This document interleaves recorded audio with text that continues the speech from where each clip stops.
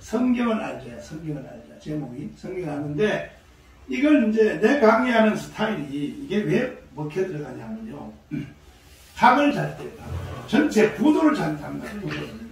구도를 딱 잡고 나중에 섬세한 걸 가르치니까 시간도 짧고 한 방에 뚫려져 버렸지. 네, 그렇게 되는데 보면은 이 성경을 알자. 그런데 성경이 이게 만만치 않단 말이에요.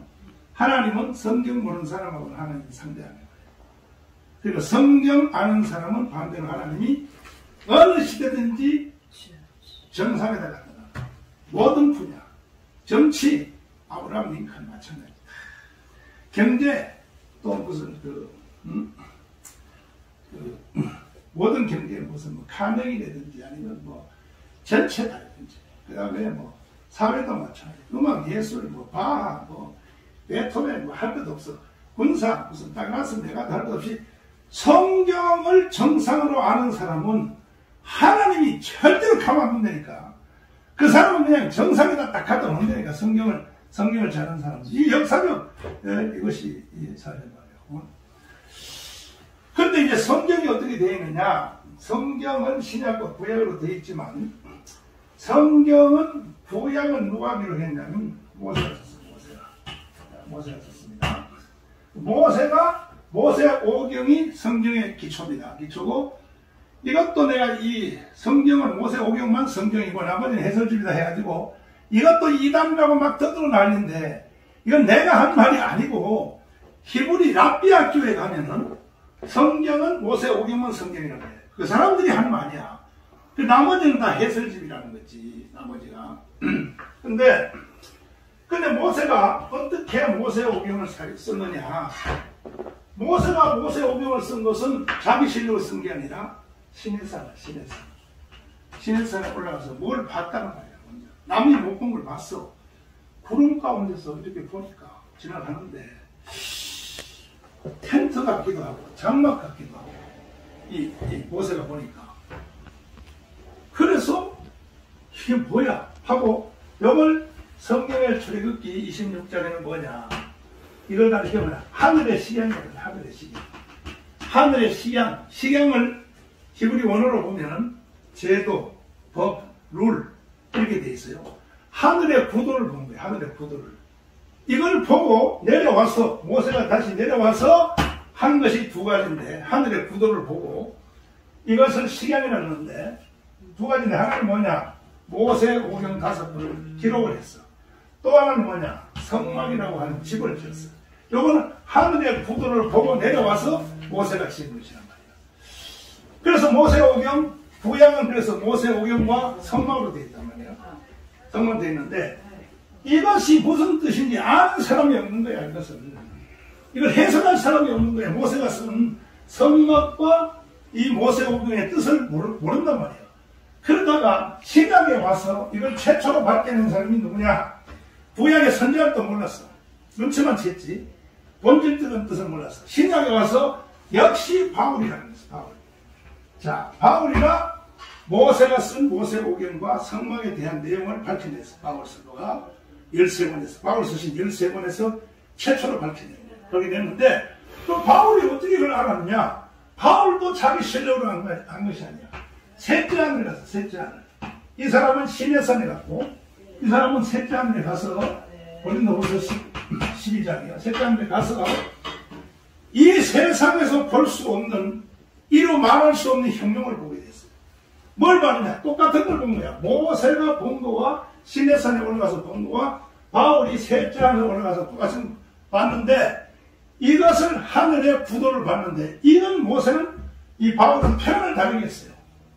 이 바울은 이것을 뭘로 봤냐? 교회를 본 거예요. 교회. 그래서 내려와서 바울 서신 13권을 통하여 바울의 교회론을 만든 교회론. 그래서 건축을 하기 시작한 바울이. 바울 서신으로 건축을 하기 시작했단 말이에요. 그 건축을 하는 걸 보면 이 바울이 하늘에 올라가서 구도를 보고 나서 이것을 땅으로 끌어내서 다시 축성을 했는데 그 축성하는 과정을 보면 전부 모세 오경을 끌고 들어가서 해석을 해요. 자, 보세요. 여인의 후손. 바울이 나타나기 전에는 갈라디아 4장 4절에서 바울이 말하기 전에는 이 여인의 후손이 누군지 몰랐어요. 이게 예수 그리스도인지 몰랐다. 모르고 어떻게 추측했느냐? 이거는 뭐 하와의 자식인가? 뭐 이 정도 알았지. 그런데 때가 되네 하나님께서 여자에게서 사랑을 나게 하시고 갈라디아 4장 4 이것 때문에 여인의 후손이 예수 그리스도라는 것을 바울에서 알았죠. 오실자의 표상. 오실자의 표상 뭐냐? 그 다음 뭐야? 마지막 아담. 이게 전부 모세오경 중에서도 창세기 1장에서 11장까지 안에 모든 바울 서신의 기독교의 기본 교리가 거기서 다 끌고 들어옵니다. 이래서 신약을 완성을 한 거예요. 그러니까는 구약은 모세오경이 중심이고 신약은 모세오경을 해석한 바울 서신 이거에 의하여 전부 같은 거죠. 그래서 교회론을 지었고 이것이 나중에 이제 칼빈주의가 됐는데 이게 바울 지난 뒤에는 칼빈주의로 바뀌었단 말이에요. 그 칼빈주의에 의해서 전 세계가 지배당한 거예요, 사실.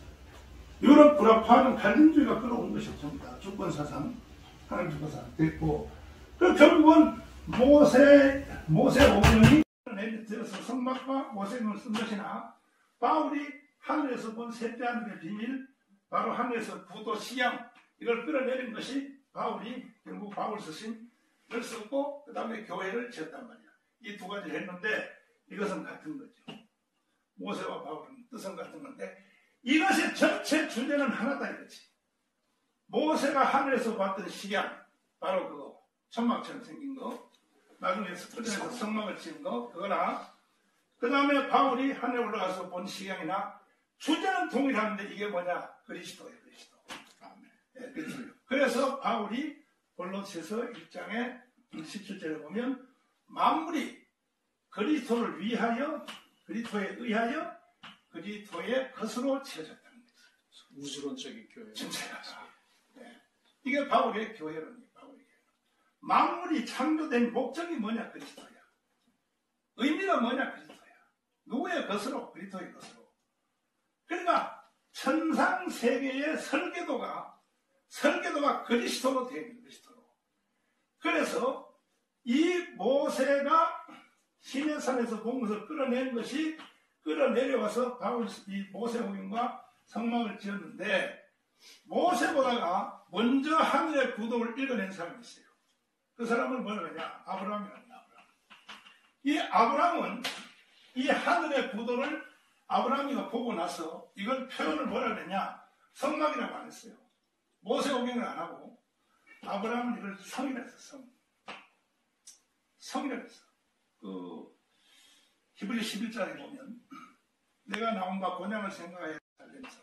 그러니까 아브라함도 하늘의 구도를 보고 땅으로 내려와서 구축한 것을 살렘성이라고 해요. 살렘성. 같은 거예요. 이거 같은 거야. 성막과 같은 것이요. 그리고 다윗은 여기 다윗 이후에 다윗은 하늘의 구도를 보고 땅으로 끌어내려서 땅에다 축성한 것이 뭐냐? 여기는 예루를 붙여서 예루살렘이라고 했어요. 예루살렘. 그래서 예루살렘은 두 가지요. 하늘의 예루살렘, 땅의 예루살렘. 하늘의 예루살렘을 땅으로 끌어내서 축성한 것이 지금 다윗성, 이스라엘 나라에 있는 예루살렘이다 이 말이야. 이게 전부 같은 거예요. 살렘성이나 성막이나 다윗이 끌어낸 예루살렘성이나 바울의 교회론이나 이게 전부 주제는 같은데 이게 다 그리스도로 설계되어 있다. 그리스도로. 자, 이것이 전체 성경의 구도요. 여기엔 창조론, 구원론 전체가 다 있단 말이에요. 그런데 이거 보다가 이제 결론이요. 모세가 하늘의 구도, 하늘의 지형을 보고 끌어내려서 땅으로 끌어내려서 만든 것이 성막과 모세오경이라면 바울이 하늘의 구도를 똑같은 걸 보고 내려와서 바울 서신 13권을 썼고 교회를 만들었다면 바울의 교회를 만들었다면 그런데 이 아브라함은 하늘의 것을 보고 나서 이름만 달라. 성이라고 해서 성. 그 성을 끌어내서 살렘성을 구축했어요. 땅에다가.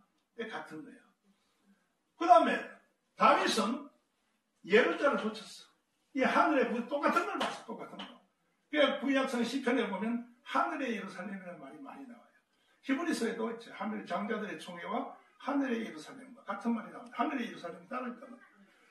그런데 이것이 주제가 다 하나님이니까요. 다 그리스도네, 그리스도. 아브라함도 그리스도고, 모세도 그리스도고, 다윗도 그리스도고, 바울도 그리스도란 말이에요. 그런데 이 모든 것 보다가 먼저 나타난 의도가 뭐냐? 창세기 입장이에요. 자, 창조입니다, 창조. 하나님은 창조를 통하여 이미 이 땅에 자기 의도를 밝혀낸 것이야. 창세기 1장에 첫째 날, 둘째 날, 셋째 날, 넷째 날, 다섯째, 여섯째, 일곱째, 이것이 천지 창조 얘기를 하자는 것이 아니고 하나님은 천지 창조 이야기를 통하여 복음을 말합니다. 복음을. 그때 벌써 복음을. 그럼 창세기 1장에 빛이 있으라. 자, 빛이 이게 뭐냐? 이 빛은 지금 자연적 빛이 아니죠. 자연적 빛은 4일 후에 나오죠. 4일 후에. 해와 달과 별은. 그럼 창세기 1장에 빛이 있으라 하는 빛은 무슨 빛이냐? 요한복음 1장의 빛이죠. 참빛 그 세상에 와서 각 사람에게 비치는 빛이 있었나니. 이걸 바울 서신에 역시 이것도 바울이가 최초로 끌어냈는데 고린도 후서 4장 7절에 보면 태초에 빛이 있으라 하시던 그 하나님이 예수 얼굴에 있는 빛을 우리 마음에 비쳤다. 자 보세요. 창세기 1장에는 빛이 있으라는 그 빛이 누군가? 예수를 말하는 거죠. 그래서 4장 7절에 그렇게 나와 있단 말이야. 그러니까 하나님은 창세기 1장에 첫 하나님의 창조의 선포에서 빛이 있으라는 말이 이게 뭔 말이냐? 요한복음 1장 1절에 보니까 이 세상을 창조하신 하나님이 이 땅에 사람으로 온다. 이것이 창세기 1장의 첫째 날에 선포라는 거지. 이것이 여기 대해서 어떤 사람도 여기서 반론할 사람이 있으면 나한테 모르는 거야. 이건 누가 최초로 말하냐? 바울이 말한 거예요. 바울이. 그런데 창세기 1장에 빛이 있으라 하는 빛이 마치 자연적 빛인 것처럼 절대 아닌 거예요. 자연적 빛은 4일 후에 나와. 4일 후에. 창세기 1장의 빛은 요한복음 1장의 빛이요. 참빛 그 세상에 와서 그리스도가 육체의 옷을 입고 이 땅에 온다. 이것이 하나님의 창조의 제1성이라는 거죠. 빼도 박도 못해. 이거는 빼도 박도 못해요. 그러면 두 번째, 그럼 창세기 첫째 날의 빛이 그리스도가 이 땅에 온다는 것을 선포했다면 이건 복음 선포의 제일 기초입니다. 이건 요한 1서 4장 1절에 보면 사랑하는 자들아 영을 다 믿지 말고 영들이 하나님께 속하여 시험하라. 이 영이 하나님께 속해 있는지를 알지니 예수 그리스도가 육체로 온 것을 시인하는 영마다 하나님께 속한 영이. 보세요. 뭐라고 말합니까? 부인하는 영마다 저 그리스도 영이라고 했죠. 그러니까 벌써 창세기 1장에 빛이 있으라 하는 그것이 뭐냐? 복음 선포의 복음 선포. 이 세상을 창조하신 하나님 자신이 이 땅에 내려간다 이거예요. 사람으로. 선악과 전입니다. 선악이 전에. 그러니까 칼빈주의가 맞는 거예요. 예정과 섭리가 맞는 거예요. 창조하기 전에 이미 벌써 선악과 따먹고 이 모든 것은 다 예정되어 있는 거예요. 그래서 칼빈주의가 위대한 거예요. 사실은. 그래서 빛이 있으나 예수를 통해 이 땅에 사람을 온다는 거죠. 두 번째 날이 뭡니까? 물과 물이 나눠지라고 했죠. 자 보세요. 이것이 뭔 말인지. 물과 물이 아래 위의 물과 땅 위의 물과 아래 물이 두 개가 나눠졌다는 건데 이게 나눠지다. 이 나누다는 말을 3대 언어로 첫째 히브리어, 둘째 아람어, 세 번째 헬라어, 네 번째 라틴어 이걸 줄을 딱 세워봤어요. 이걸 다. 이 나누다는 말이에요. 이게 원형이 어디다 쓰임을 받았는가? 다 조사를 해보니까 정체가 드러났어요.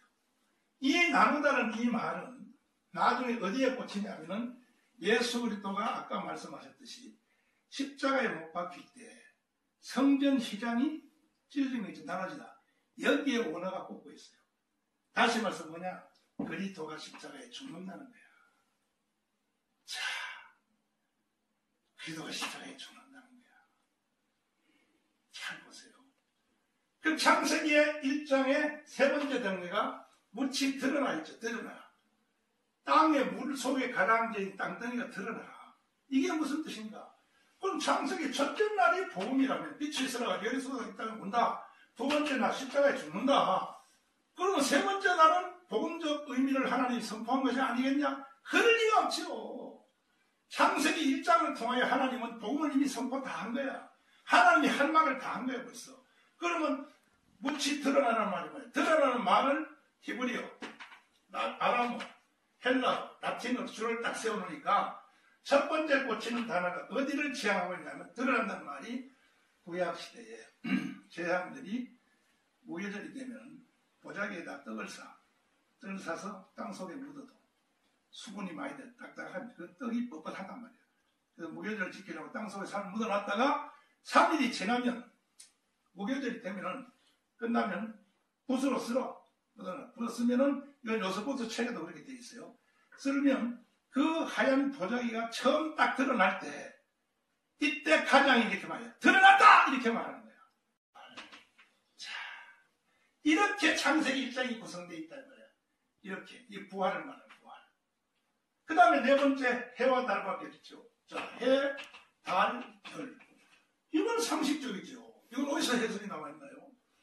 해, 요셉의 꿈에 의하면 해는 아버지를 말하죠. 달, 엄마를 말하죠. 별들은 형제들을 말하죠. 요셉의 꿈에 의하면. 이건 그리스도의 직임을 말하는 거예요. 주님이 이 땅에 사람으로 오셔서 십자가에 못 박혀 죽으시고 3일 만에 부활하신 뒤에 바로 4일째 해와 달과 별 모양 하늘 보좌 우편에 앉아서 그리스도의 직임을 받는다는 뜻이죠.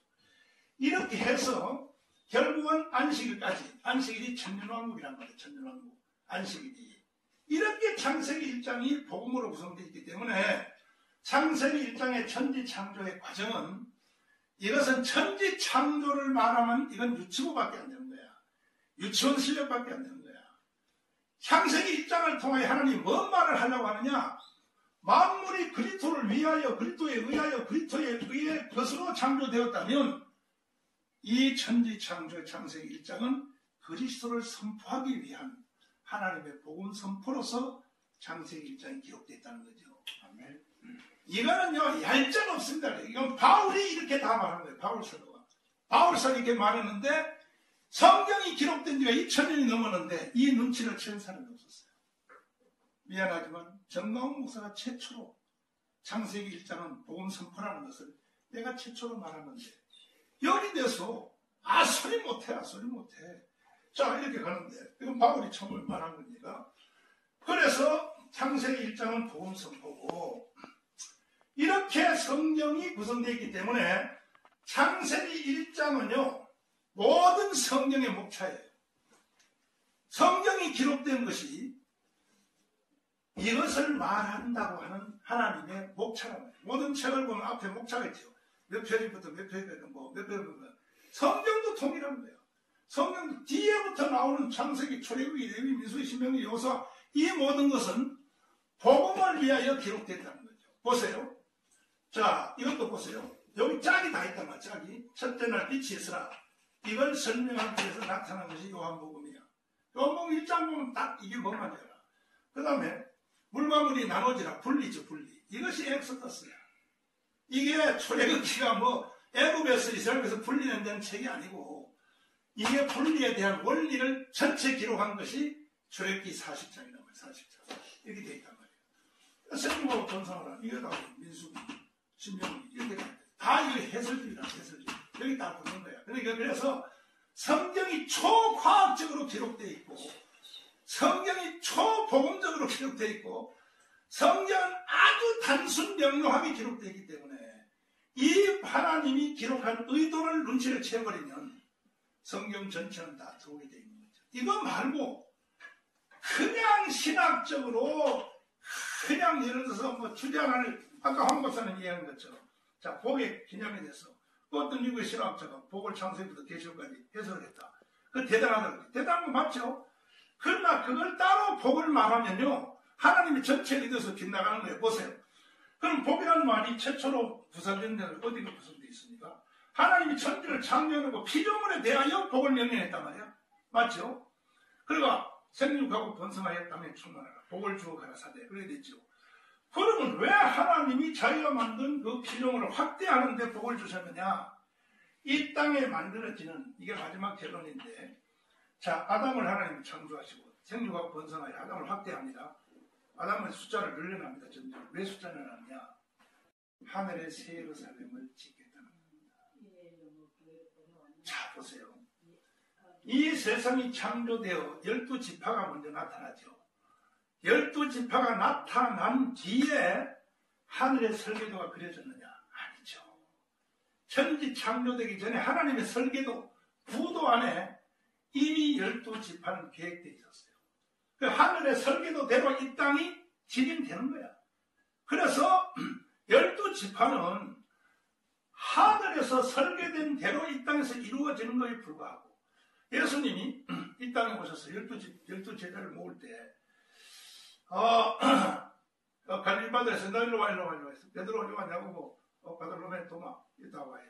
내가 12지파를, 이게 아니고, 주님은 하늘의 설계도를 그려놓고 내려오신 분이니까, 하늘의 설계도에 구약의 12지파로 되어 있어요.